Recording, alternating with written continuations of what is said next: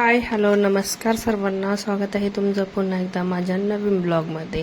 चला, आता खूप दिवस झाले ते मुलांना जराशी बाहेर फिरण्यासाठी जायचं होतं. तर चला म्हणलं आता मुलांच्या सुट्ट्या संपल्याच्या म्हणजे शाळा चालू उघडण्या अगोदरचा हा व्हिडिओ आहे. तर चला म्हणलं मुलांची शाळा वगैरे चालू होती तर मुलांना कुठं फिरण्यासाठी न्यावं आणि चला आज जायचं होतं आम्हाला देवळानी कॅम्प इथे. तर तिथे जायचं होतं आम्हाला खंडेरावच्या टेकडीवर. चला खंडेरावच्या टेकडीवर आम्ही इथे म्हणजे पोचलो होतो. तर अर्धा घंटा लागतो आपल्या नाशिकमधनं तर या टेकडीवर येण्यासाठी. त्यानंतर आता आम्ही इथं सगळं आलो उतरलो आणि टेकडी चढली होती, नेमक्या पायथ्याशीच होतो आम्ही. त्यानंतर आता खूप म्हणजे उन्हाळा होता तेव्हा कडक होता, तर म्हणजे 15 दिवसापूर्वीचा हा व्हिडिओ आहे. तर हे बघा खंडेरावच्या टेकडीचा सगळा हा बाहेरचा नजारा, आजूबाजूचा नजारा. तर चला, तर खूप तहान लागली होती तर मुलं इथे रस पिण्यासाठी थांबले होते. तर छान इथं पायथ्याशीच एक रसाचं दुकान आहे, तर इथं आम्ही रस वगैरे घेतला आणि नंतरून खूप म्हणजे थोडंसं दमलो होतो. तर मग नंतर आम्ही थोडंसं थांबलो, नंतर आतमध्ये दर्शनासाठी गेलो होतो. तर बघू शकता इथं आतमध्ये ते पहिलं कासवाचं दर्शन होतं, नंतर तिकडं पुढं महादेवाचं छोटे पिंडाचं मंदिर आहे बाजूला.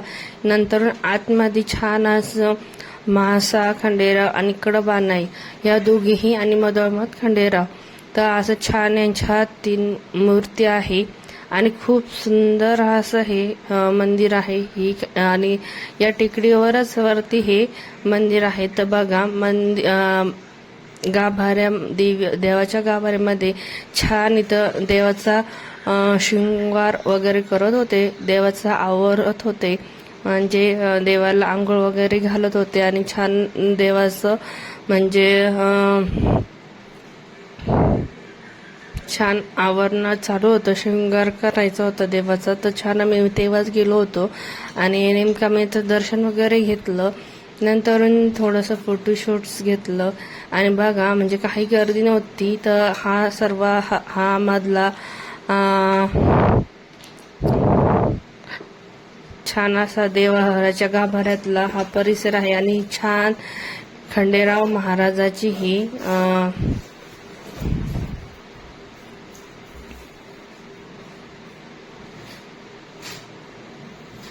टोपी आहे. आणि नंतर आम्ही दर्शन वगैरे घेतलं. त्यानंतर छान मंदिरामागे देखील मागचा परिसर सुद्धा खूप छान आहे. आणि हा बघू शकता तुम्ही मंदिराचा छान कळस. खूप सारे पर्यटन आणि इथले नाशिकचे स्थायिक सुद्धा इथे दर्शनाला येतच असतात. तर बघू शकता तुम्ही मंदिराच्या मागचा देखील परिसर खूप सुंदर आहे आणि मागच खूप असा मोठा एरिया आहे.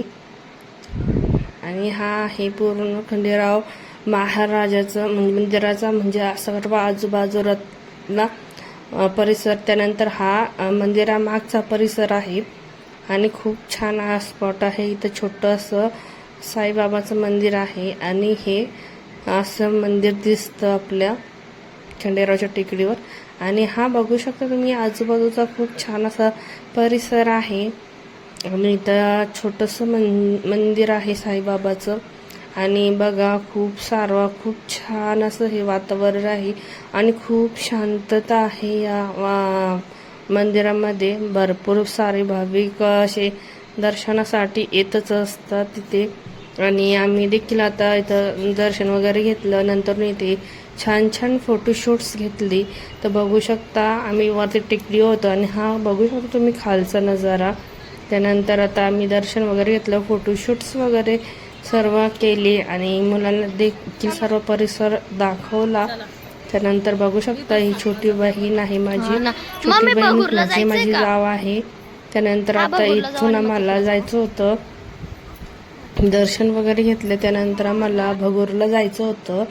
आणि नंतरून भगूरला गेल्यानंतर म्हणजे मध्येच तुळजापूर भवानीचं नवीन मंदिर झालेलं होतं, तिथे देखील जायचं होतं. नंतर आमची दर्शने वगैरे झालो. त्यानंतर आम्ही खाली टेकडीवरनं खाली उतरत होतो. त्यानंतर इथं आजूबाजूला देखील खूप सारे भाविक इथं दर्शनाला येतच होता. त्यानंतर छान इथं अशी कमान होती, त्या कमानीवर देखील आम्ही छान फोटो वगैरे काढले होते. आणि बघू शकता तुम्ही, हा खूप सारे भाविक पर्यटक असे दर्शनाला येत असता. खूप छान परिसर आहे आणि देवळ आणि कॅम्पचा सर्वात हा उंच परिसर आहे हा खंडेरावची टेकडी. खाली आल्यानंतर खूप सारे खेळणे मुलांना खेळण्यासाठी होते. खूप सारे पाळणे वगैरे, झोके वगैरे खूपच इथे होते. सर्व मुलांना खेळवले. त्यानंतर छान छान आम्ही ते सगळ्यांचे फोटोशूट्स वगैरे काढले. त्यानंतर भगोरला गेलो. तिथलं काही खूप उशीर झाला होता, त्यामुळे तिथलं काही शूट्स आम्ही घेतलं नाही.